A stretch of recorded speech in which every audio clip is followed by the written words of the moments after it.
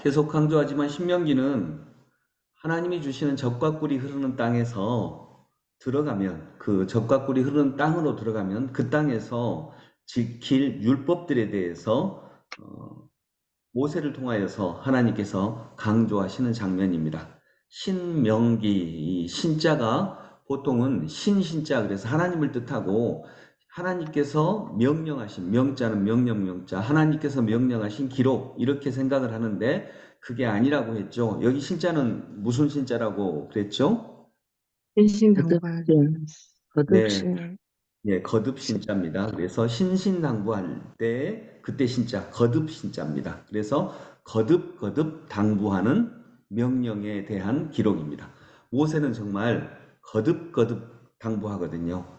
그래서 거듭 당부하는 명령들이 기록되어 있는 기록이 바로 신명기입니다.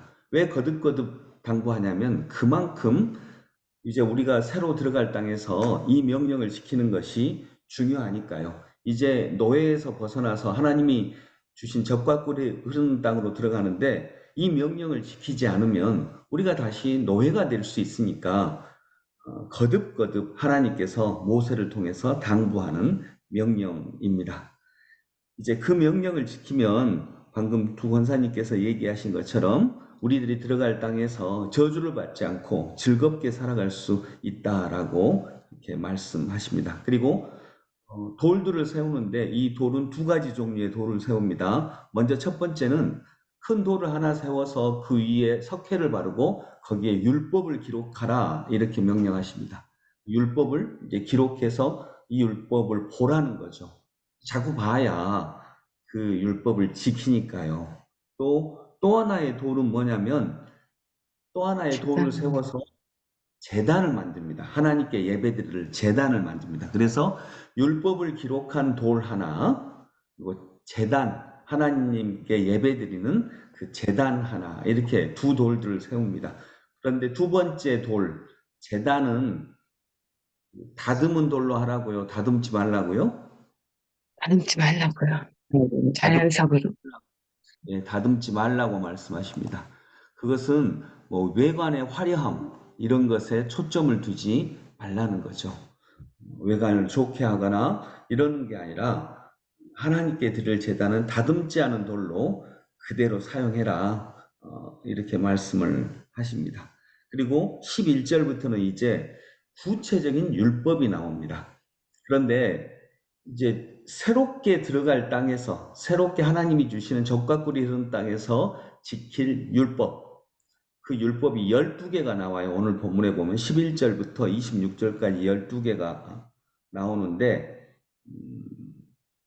보통 여러분 생각해 보세요.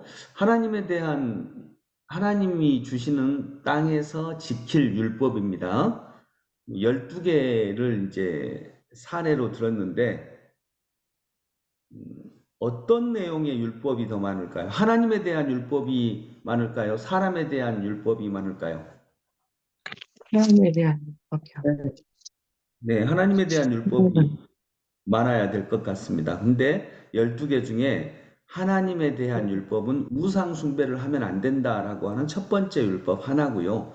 나머지 11개는 다 이 사람에 대한 율법입니다. 사람을 이렇게 대하면 안 된다. 외국 사람과 고아를 재판을 공정하게 하지 않으면 안 된다.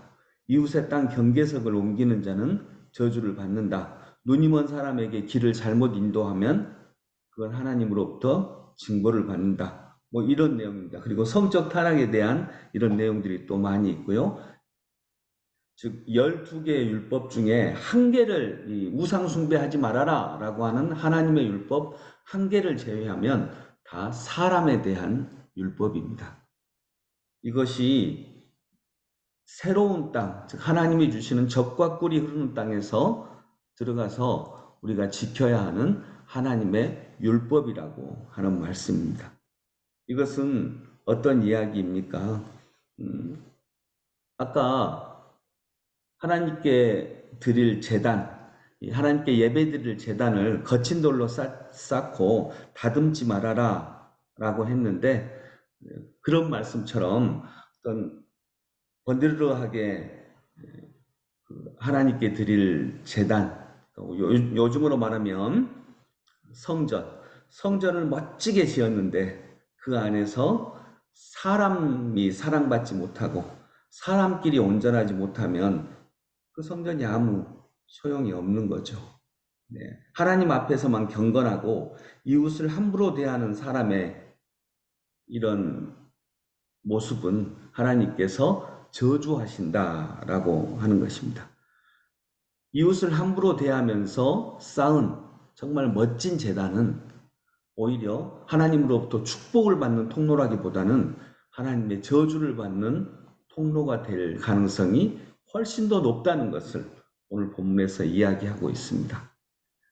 말씀의 결론을 내리면서 하나님은 오늘 본문을 통해서 하나님이 주시는 땅에서 지킬 율법, 여러 율법을 주시는데 그 중에 오늘 본문을 통해서는 이 저주를 받는 부분에 대한 12개를 말씀하십니다. 그 중에 하나만 하나님과 관련된 율법이고 나머지 11개는 사람들, 이웃들, 형제들과 관련된 사람에 대한 율법입니다. 하나님은 사람과의 관계에서도 정말 중요하게 보시면서 그것을 하나님이 주시는 복과 저주로 연결시키는 것을 알 수 있습니다. 하나님께 드리는 제단, 어쩌면 이것보다 하나님은 우리의 삶을 보시는 하나님이시다라고 하는 것을 오늘도 분명히 말씀하고 계심을 믿습니다. 기도하겠습니다. 아버지 하나님, 하나님께서는 이스라엘 백성들 앞에서 오늘 대표적으로 12개의 율법을 말씀하십니다. 그리고 이 율법을 통해서 우리들에게 복과 저주를 주시겠다 말씀하셨는데 한 가지만, 우상 숭배하지 말라는 한 가지만 하나님과의 관련된 율법이고 나머지 11개는 다 사람과의, 이웃과의 관련된 율법입니다. 하나님은 하나님 자신에게만 잘하라고 말씀하지 않으십니다. 너희 형제들 서로 사랑하면, 너희 형제들끼리 서로 사랑하면 그것이 하나님이 주시는 축복의 통로가 된다고 말씀하십니다. 마치 부모님께서 형제들끼리 서로 사랑하며 화목하게 잘 지내라 라고 말씀하시는 것과 비슷합니다. 주님, 하나님의 율법은 사람과 연관되어 있음을 꼭 기억하고 우리를 통하여서 모든 사람이 복을 받고 은혜를 누리는 그런 하나님의 나라, 젖과 꿀이 흐르는 나라가 되게 하여 주옵소서. 하나님이 주시는 땅, 하나님이 젖과 꿀이 흐르게 하는 땅은 단지 하나님께만 잘하는 땅이 아닙니다. 하나님과 사람에게 모두 아버지 하나님의 말씀대로 사랑하고 섬기는 그런 귀한 은혜가 넘치는 새로운 땅이 되게 하여 주옵소서.